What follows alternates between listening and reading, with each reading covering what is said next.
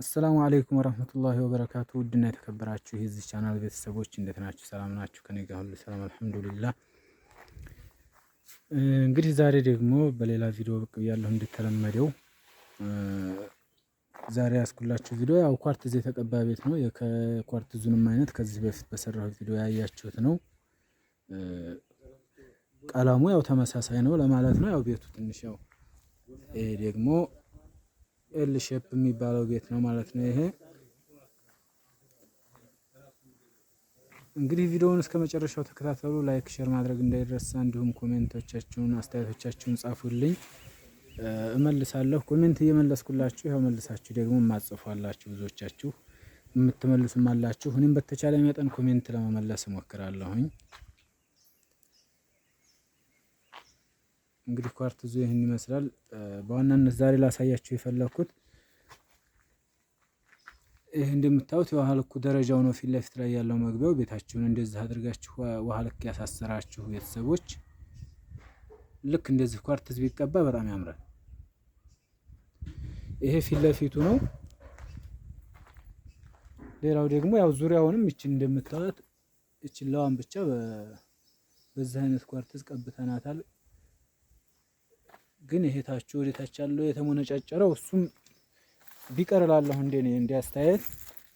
ይሄ ቢቀርና ሁለት አይነት ምናምን ኳርትዝ ቢቀባ በጣም ያምራል ብዬ አስባለሁ።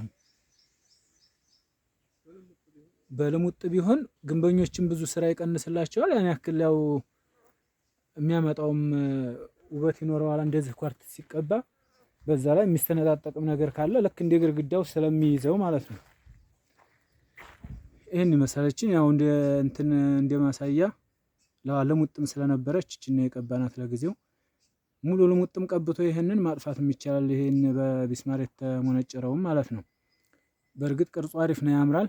በሚያምር ሁኔታ ከተሰራ ያምራል። ይሄም ይበልጥ ኳርትዝ ቢቀባ ደግሞ እንደሚያምርና ጥንካሬ እንደሚሰጠውም ነው እንግዲህ እኔ የተረዳሁት።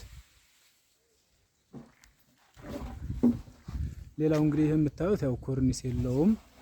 በፊት ለፊት ብቻ ነበር ኮርኒስ ያለው። ሙሉ ኳርትዝ እስከላይ ተቀብቷል ማለት ነው እንደምትመለከቱት። ይሄ ደግሞ በግንበኞቹ ናቸው፣ ያው በሲሚንቶ ነው ቅርጽ የወጣው ማለት ነው። ይሄ ትልቁ ቤት ነው የምታዩት።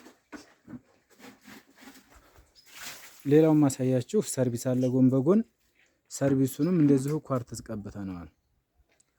ሰርቪሱም ኳርትዝ ተቀብቷል፣ ግን በፕላስተር ነው ቅርጽ የወጣው። በሲሚንቶ ቅርጽ አልተወጣም፣ ልሙጥ ነበር ማለት ነው። እንግዲህ አንድ ቪዲዮ ላይ ሁለት የተለያዩ ስራዎችን ማየት ትችላላችሁ። በሲሚንቶ ቅርጽ ላስወጣው ወላ እንዴት ላድርገው እያላችሁም የጠየቃችሁኝም አላችሁ ከዚህ በፊት። እንደ አማራጭ ያው እኒህ ሁለት ቤቶች አይቶ ማንኛው የተሻለ እንደሚሆን ያው መገመት አያቅትም።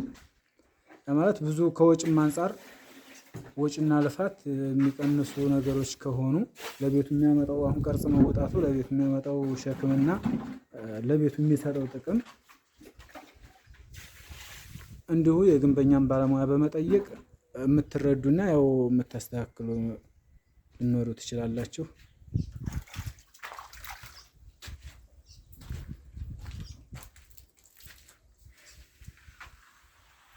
ይሄ የምትመለከቱት ሰርቪሱ ነው፣ በፕላስተር ቅርጽ ይወጣለት ማለት ነው።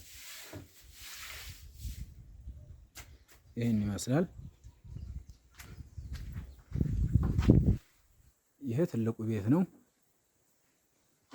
ይሄኛው ሰርቪሱ ነው።